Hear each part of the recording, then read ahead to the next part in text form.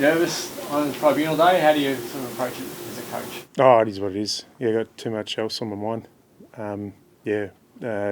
Joe and the lawyers will look after that, and fingers crossed. But I won't waste too much time on it today.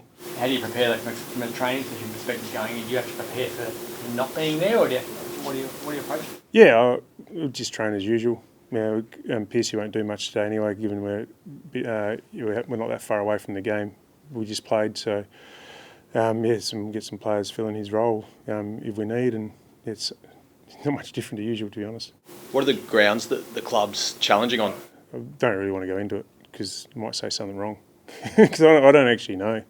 My job's not to worry about the Tribunal. Job's worried about prep or review. Or job is worrying about review yesterday and then prep for a really strong side this week. So I'm hoping Piercy's going to be there. But I'll let the process. I will let others take care of the process. Hopefully you can't you'd replace Alex with? No, not really. No, we haven't really had a chat about it yet. We've got some good depth in that area. Players been in good form at Peel in that area, so it'll be like for like.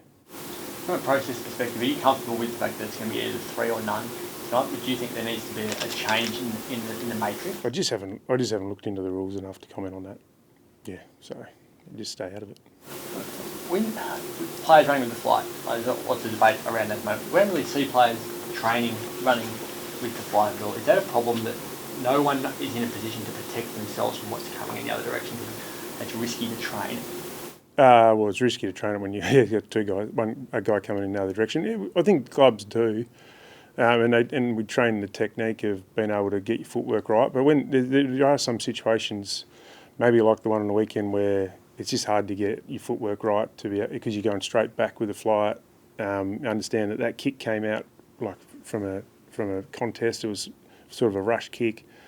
There's not a lot of time to get your footwork right and protect yourself in those situations. So, we don't train it a heap, but when we do train it, we probably train it from a little bit more side on and a little bit more back on the 45 where you get your footwork right. But some moments in games just don't allow you to have that time and be able to execute that sort of technique. The ramifications for the player running back with the flight is that they are usually the one that gets hurt, and we're seeing a lot of concussions happening from it. Do you think the game needs to address how players put themselves in that position? We call it courageous. Is it reckless now? I think some of them are borderline reckless. We ask a lot of our players. That's one of probably many vulnerable situations that our players put themselves in each week. People want to say that the game's not as physical as it used to be, and then you get those moments. So I think where my mind goes with that is whether we need to ban it or outlaw. It doesn't really go there. I just really appreciate and have great gratitude for the players of the modern game who put themselves in that position. Whether you call it courageous or what the team needs or whatever, it's we've got a lot of courageous people playing AFL football. Has time changed, Justin, in terms of, I guess, how you talk to your players about those situations? If they feel as though they're going to be in a vulnerable position, do you, I guess, say, listen, we'd rather have you long term rather than put yourself at risk for a concussion? Oh, we can, but players are so competitive, right? They want to win.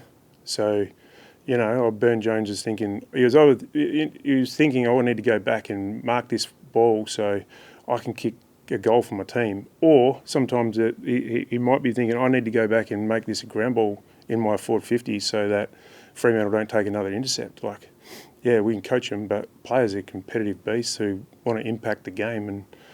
And I think it's really admirable for what our players put themselves through across the comp. They cop so much criticism from everyone.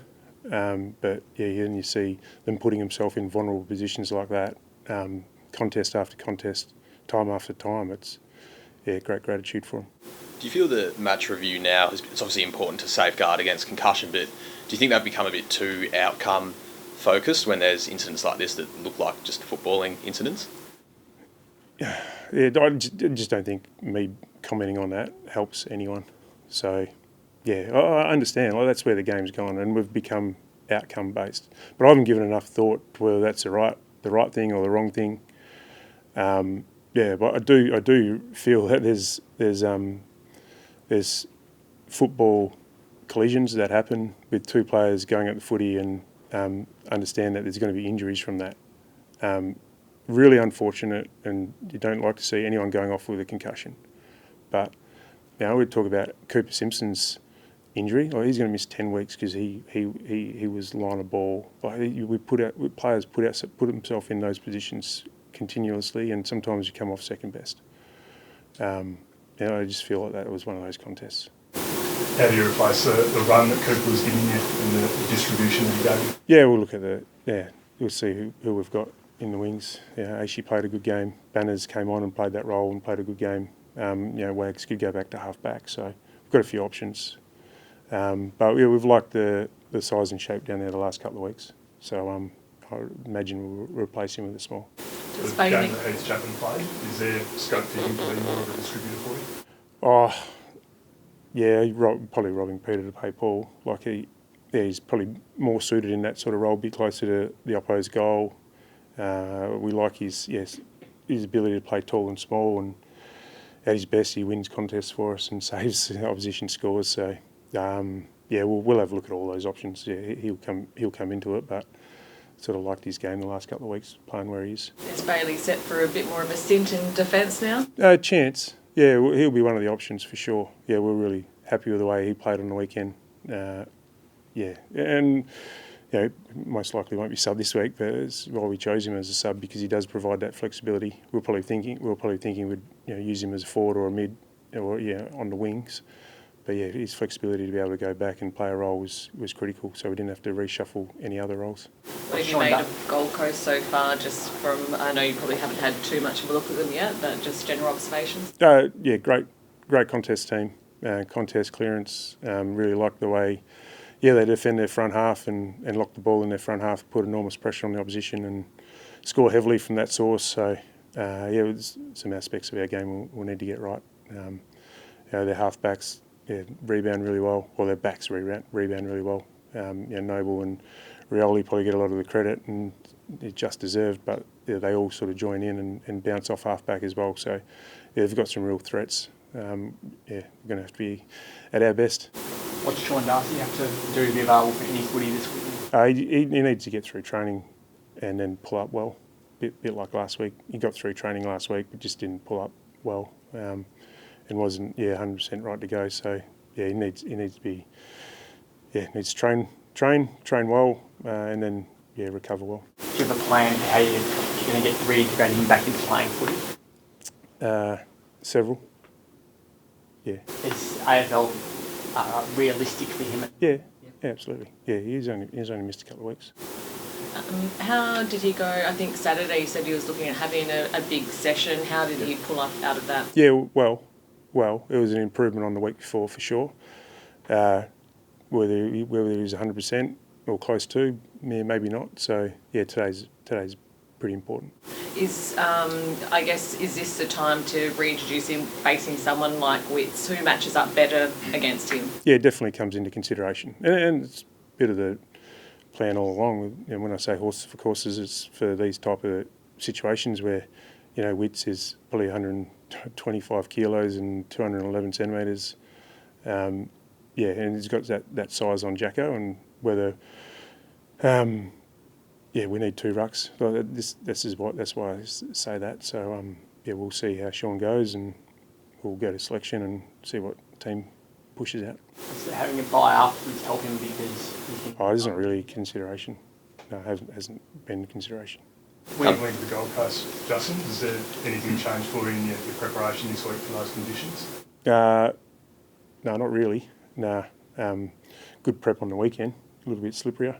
It's the first look at wet weather for 8 months in Perth. The travel, I think we had a good travel prep leading into the GWS game. It's going to be a similar sort of travel and feel this week. So I think we had a good dress rehearsal a couple of weeks ago. Will Fife play anywhere this weekend? It's a bit like Sean. He's got to get through training, and then we'll decide. When he does get back, I'm assuming it comes through waffles Is there a plan for how much game time you can get into and to building it up to be ready for AFL? Yeah, we'll weigh that up after he gets through training. Imagine you. Seeing him get us a chance. Yeah, I am. Yeah, yep. He's building his form nicely. He's coming under consideration before he got injured, and yeah, it's a shame that he got injured, but he's rehabbed really well. Yeah, he's really confident in his body at the moment. So yeah, I hope he gets through training and we can have that chat tomorrow. Imagine you're preparing to take on Ben King without Alex Pearce. What does it sort of No, I'm change for you? You know, I haven't prepared for that at all yet. no backup plan with what that might change for you Oh, structurally. I've got backup plans, but I'm not preparing for it yet. Can you give We'll us see any insight into that for a guy who's second in the Coleman? We've got Brendan Cox there, who's played on the best. Coxie has probably got the job on most weeks on the deepest, most dangerous defender. So, don't think that'll change too much.